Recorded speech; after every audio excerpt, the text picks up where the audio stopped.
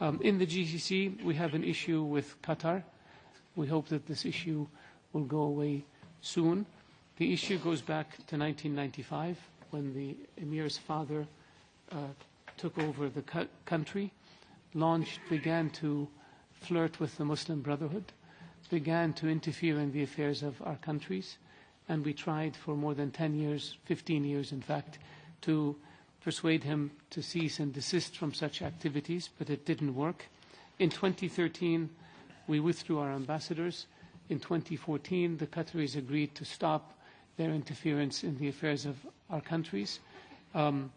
They signed an agreement to that effect, but didn't implement any of it. Our policy with regards to Qatar is very simple.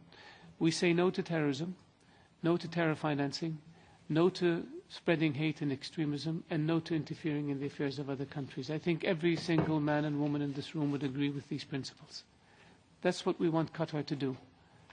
To have known terror financiers operate openly and freely in your capital city is not acceptable. To have your media be a platform in which your senior religious figures condone suicide bombings is not acceptable. To recruit members of royal families and religious scholars and tribal leaders from your neighboring countries in order to cause mischief in those countries is not acceptable. To connect Gaddafi with a Saudi dissident in London that the Qataris were funding, who then puts Gaddafi's intelligence service in touch with a cell in Mecca with the objective of assassinating our then Crown Prince, later King, is not acceptable. To be caught on tape talking to Gaddafi and telling Gaddafi that you're doing all these things to Saudi Arabia and that in 10 years there will be no monarchy in Saudi Arabia is not acceptable. I think people in the West look at Qatar, they see a young country with a young leadership, they see foreign universities, they see museums, they see Football World Cup. The Paris Saint-Germain, they see beautiful buildings that the Qataris acquire, and it gives them an image of modernity and reasonableness. But what you don't see is the dark side that I just mentioned.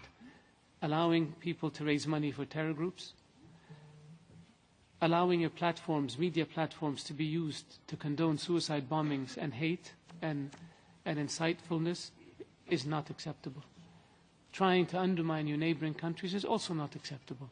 So what we're saying to our Qatari friends is you've got to stop this so that we can have normal relations with you again. What have they done since we took these steps? They signed an MOU with the US on terror financing, which they had refused to do for years. They changed their laws to allow the introduction of evidence put forth by a foreign government, which they had refused to do for years. They stopped their funding to al-Nusra and to Hamas, which allowed the Palestinian government to gain control over the Gaza Strip. So all of these are positive developments, and we want the Qataris to do more in order for us to normalize our relationship with them. We have taken steps to ensure that there's very little damage to the GCC as a consequence of this action. The GCC military exercises continue, even with Qatar participating. The GCC ministerial committees continue to operate, even with Qatar participating, so that we minimize any impact this has on the GCC. But we cannot allow things to continue, as they say, business as usual. We have got to have zero tolerance for terrorism, for extremism, and for terror financing. And this is the objective that we've taken with Qatar.